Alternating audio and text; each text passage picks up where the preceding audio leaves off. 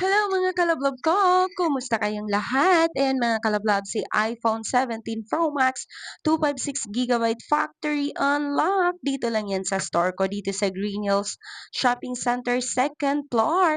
Pwede mo akong tawagan or i-text sa aking mahiwagang number. Ayan na mga kalablog, nilagay ko na talaga siya sa side. So, pwede mo na akong tawagan or i-text. Ang stall number ko ngayon mga kalablog is stall number U13 at meron akong customer dito mga kalablab. Meron kasi siyang iPhone 16 Pro Max at isuswap niyan dito sa iPhone 17 Pro Max.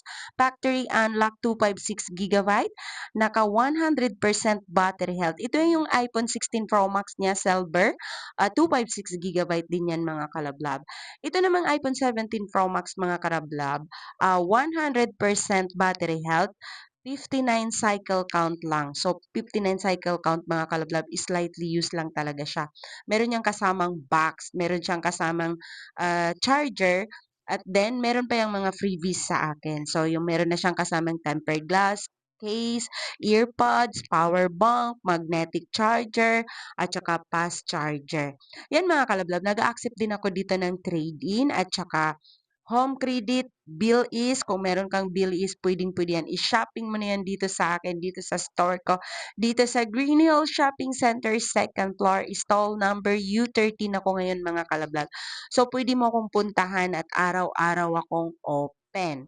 Yan yung aking mahiwagang number. Kaya kung bago ka pa sa aking channel, huwag mo na akong kalimutan i-like, share, at subscribe. Pakihit mo na ang aking notification bell para lagi kang updated sa mga video na ina-upload ko. Ang price update nga pala mga kalablabs ni iPhone 17 Pro Max is mabibili mo yan sa halagang 75,000. Ayan, meron din ito. Dalawa yung binili niyang iPhone 17 Pro Max. Pareha silang silver.